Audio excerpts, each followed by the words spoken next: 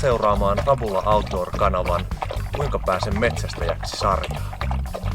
Kerromme sarjassa kaikki vaiheet, mitä sinun täytyy tietää, jotta pääset metsästäjäksi. Ensimmäisessä jaksossa keskitymme siihen, mitä metsästys ja eränkäynti on harrastuksena ja mitä kaikkea siihen liittyy. Suomen riistakeskus ja Metsästäjäliitto ovat tärkeitä toimijoita metsästyksen alalla Suomessa ja tutustumme tänään, mitä kaikkea Riistakeskus ja Metsästäjäliitto tekevät.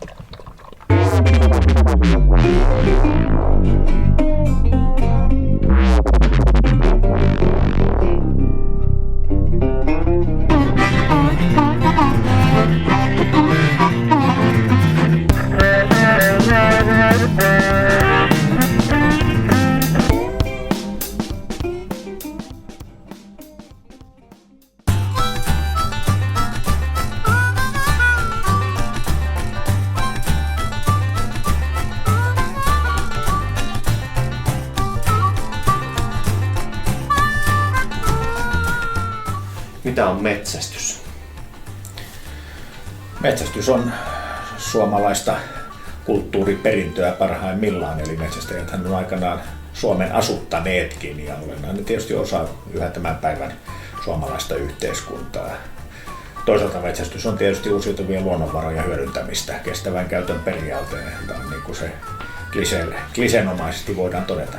Suomalainen metsästys nimenomaan, niin se on aika monipuolinen harrastus ja osittain voisi sanoa myös elämäntapa. Onko eränkäynti ihan sama juttu?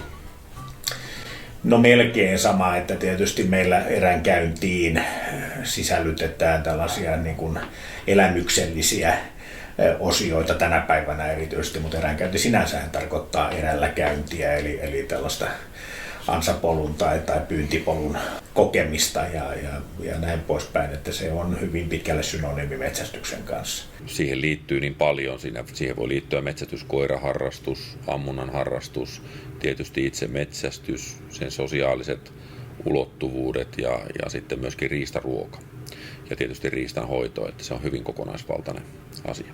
Meillä on hirven metsästystä, luolakoirametsästäjiä, meillä on pienriistan metsästäjiä, meillä on merilinnustajia ja valtavan niin kuin laaja skaala, mitä metsästys ja suomalainen metsästys pitää esimerkiksi sisällä.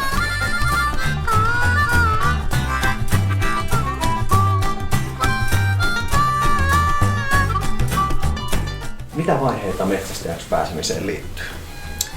No metsästäjäksi pääsemiseen tietysti liittyy muutamia tällaisia niin kuin ihan virallisia tapahtumia, eli tietysti ensin opiskellaan, luetaan metsästäjän opasta, osallistutaan valmentavalle kurssille, joita riistanhoitoyhdistykset järjestävät, ja sitten sen jälkeen osallistutaan riistanhoitoyhdistyksen järjestämään metsästäjätutkintotilaisuuteen, ja siellä on 60 monivalintakysymystä tänä päivänä, ja siellä sallitaan 8 virhettä.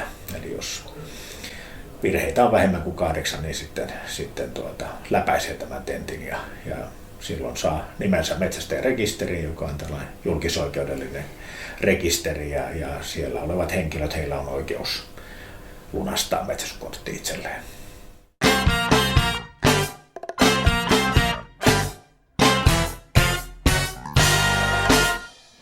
Tiesitkö muuten kuinka monta metsästäjää Suomessa on?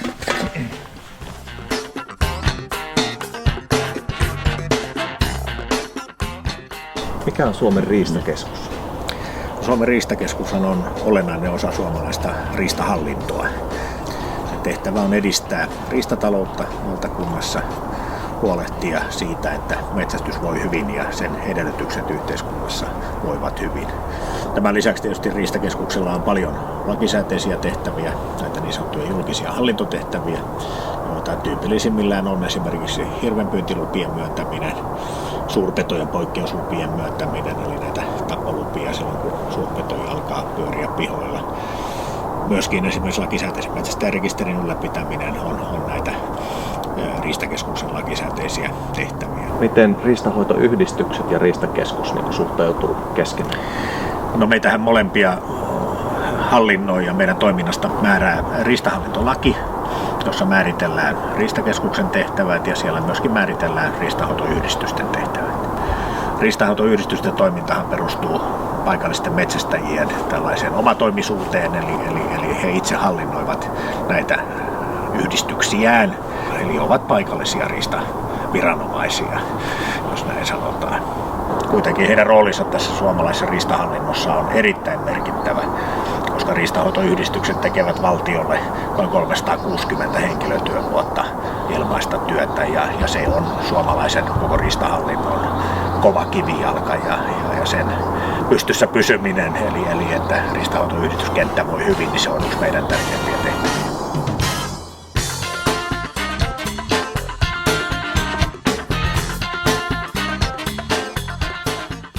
Meillä on, sanotaanko, että meillä on 5 tämmöistä päätoimintasektoria, josta tärkein on ilman muuta metsästäjien intressien ajaminen, eli voisi sanoa edunvalvonta.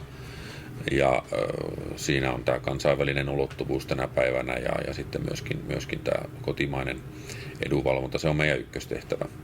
No sitten me koulutetaan aika paljon metsästäjiä. Meillä on ihan omia aika monipuolisia koulutuskokonaisuuksia ja niiden määrä on ihan hyvässä kasvussa. Se on toinen tämmöinen päätoimiala. Sitten meillä on metsästysseurojen palvelutoiminta, erilainen neuvonta ja avustaminen ja seuratoiminnan kouluttaminen. Sitten on tämä metsästysammunta, josta me kannetaan päävastuu tästä kilpailutoiminnasta Suomessa. Ja sitten on tietysti viestintä ja internetsivujen, jäsenlehden ja kautta ja muuten. Ruoka ja uusiutuvat luonnonvarat. Uusiutuvat luonnonvarat tuottavat hyvinvointia. Tämä on niin kuin tämän hetken strateginen painopistealue ja se tarkoittaa tietysti sitä, että riistatalous eli metsästys tuottaa hyvinvointia.